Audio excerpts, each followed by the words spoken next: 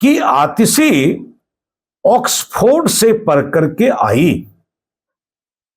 आतिशी Stephen's college के product है। आतिशी बहुत ही अकादमिक महिला है, यद्यपि युवा है, 43 वर्षीय है आतिशी, और कम उम्र में मुझे लगता है कि 3 महिला मुख्यमंत्री दिल्ली को मिला है।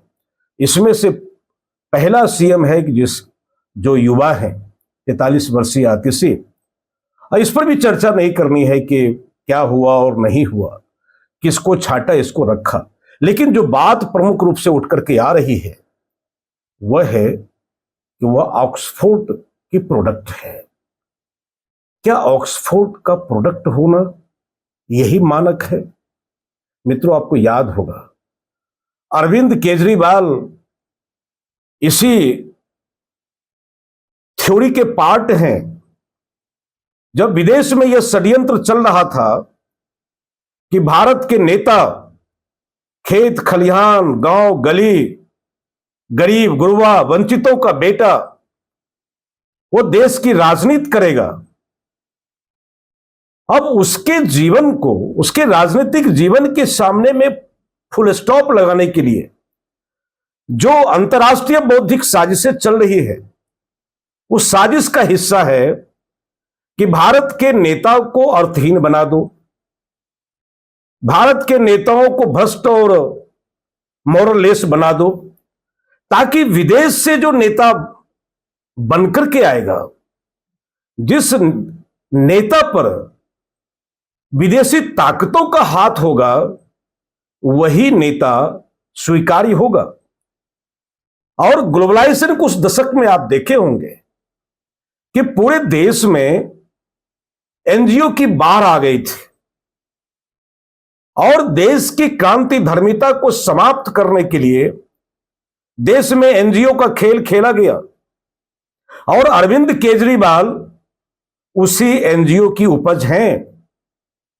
और विदेशी ताकतों ने मैग्सासे का एक अवार्ड पॉलिटिक्स खेला।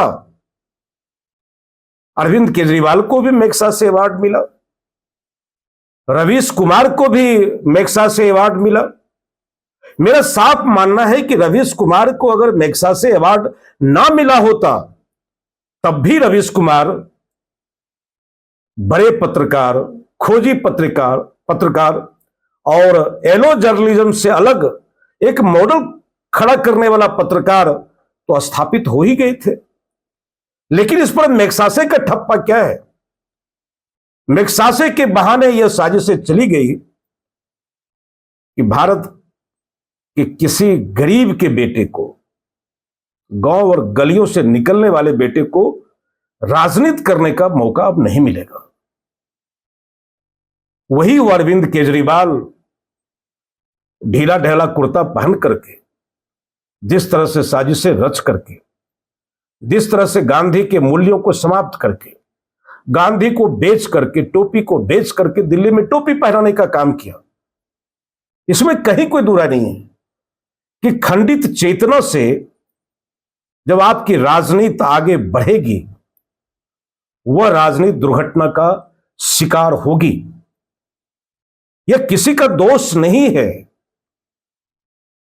यह मधुशाला की राजनीति शुरू हुई और यहां तक पहुंची, वह होना वही था।